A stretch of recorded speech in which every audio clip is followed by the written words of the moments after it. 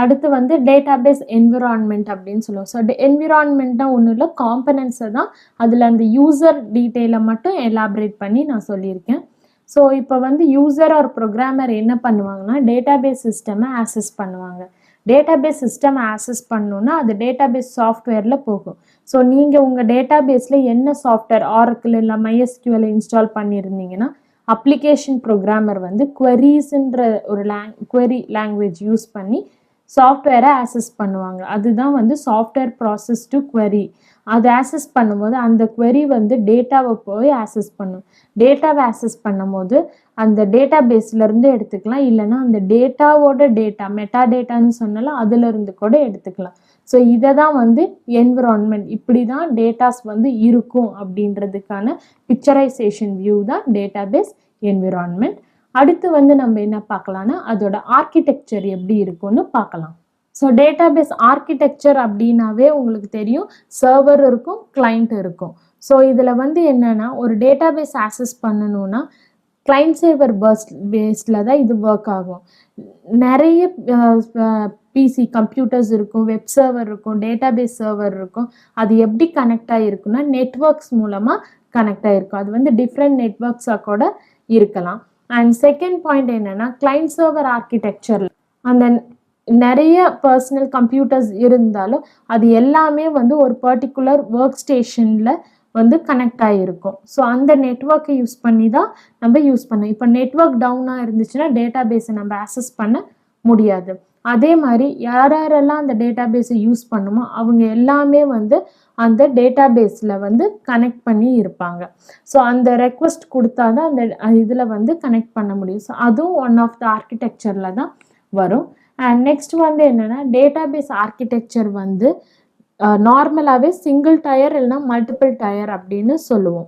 So லாஜிக்கலாக சொல்லணுன்னா இந்த 2 டைப்பில் தான் நம்ம வந்து யூஸ் பண்ணுவோம். சிங்கிள் டயர் மோஸ்ட்லி யூஸ் பண்ண மாட்டோம், 2 டயர் இல்லைன்னா 3 டயர் தான் யூஸ் பண்ணுவோம். ஸோ 2 டயர் அப்படின்னு என்னென்னா நீங்கள் பார்த்தீங்கன்னா சர்வர் கிளைண்ட் அப்படின்னு இருக்குது. ஸோ டேட்டாபேஸ் மட்டும்தான் சர்வரில் இருக்கும், கிளைண்ட்டுக்கிட்ட தான் யார் யூஸ் பண்ணும், என்ன அப்ளிகேஷன்னா ஃபேஸ்புக்கோ இல்லை ஜிமெயிலோ இந்த மாதிரின்றதில் இருக்கும். ஸோ இது வந்து சர்வரில் டேட்டாபேஸ் மட்டும்தான் இருக்கும். ஸோ உங்கள் அப்ளிகேஷன் எல்லாமே கிளைண்ட் சைடு யூசர் நம்ம யூஸ் பண்ணுறவங்க சைடு தான் இருக்கும். இதை வந்து 2 டயர்னு சொல்லுவோம். இதே 3 டயர் அப்படின்னா என்னென்னா கிளைண்ட்டுக்கிட்ட வந்து கிளைண்ட் அப்ளிகேஷன் இருக்கும், டேட்டாபேஸில் வந்து சர்வரோட அப்ளிகேஷன் இருக்கும். ஸோ ஒரு அப்ளிகேஷனுக்கு கிளைண்ட் சைடும் இருக்கும், அப்ளிகேஷன் சைடும் இருக்கும். ஸோ 2 டயர் அப்படின்றது என்னன்னு சொல்லுவாங்கன்னா இப்போ ஒரு பிஸ்னஸ் ஆரம்பிக்கிறீங்க, உங்கள் டேட்டாவெல்லாம் ஒரு இடத்துல ஸ்டோர் பண்ணணும் அப்படின்னா அதை 2 டயரில் பண்ணிக்கலாம். ஏன்னா நீங்கள் தான் யூசர், உங்கள் அப்ளிகேஷன் உங்ககிட்ட இருக்கும், டேட்டாபேஸ் மட்டும் சர்வரில் வச்சு கொடுப்பாங்க. இதே மாதிரி 3 டயர் அப்படின்றதுனா என்னென்னா இப்போ ஃபேஸ்புக்கு மற்ற ட்விட்டர் இதெல்லாம் வந்து 3 டயரில் வரும். ஏன்னா டேட்டாபேஸும் அவங்க சர்வர்கிட்டயே தான் இருக்கும், அப்ளிகேஷன் சர்வரும் அவங்கக்கிட்டே தான் இருக்கும். நம்ம சைடு வியூ ஆகிறது வந்து கிளைண்ட் அப்ளிகேஷனும் யூசரும் தான்.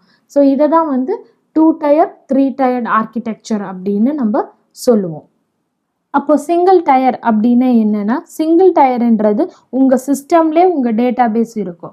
இப்போ இது என் சிஸ்டம் வச்சுருக்கேன்னா அந்த சிஸ்டம்லேயே நான் ஒரு டேட்டாபேஸ் வச்சுருப்பேன், எப்போல்லாம் வேணுமோ நான் அந்த சிஸ்டம்லேயே யூஸ் பண்ணுவேன். என் சர்வர் கிளைண்ட் எல்லாமே ஒரே சிஸ்டம்குள்ளேயே இருக்கும்.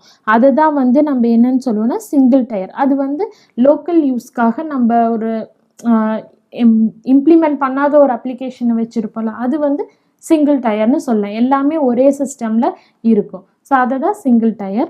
அடுத்து வந்து 2 டயரை எப்படி நம்ம யூஸ் பண்ணுவோம், கிளைண்ட் சர்வர்னு சொல்லியாச்சு. அந்த கிளைண்ட் சர்வரை எப்படி யூஸ் பண்ணுவோன்னா அதுக்கு தான் வந்து JDBC ODBC அப்படின்ற அப்ளிகேஷன் ப்ரோக்ராமிங் இன்டர்ஃபேஸை யூஸ் பண்ணுவோம். JDBCனா Java database connectivity, Oracle database connectivity. So இந்த மாதிரி டேட்டாபேஸை கனெக்ட் பண்ணுறதுக்குன்னே சில அப்ளிகேஷன் கமெண்ட்ஸ் இருக்குது, அதை யூஸ் பண்ணி வந்து நம்ம 2 டயரை ஆக்சஸ் பண்ணிக்கலாம்.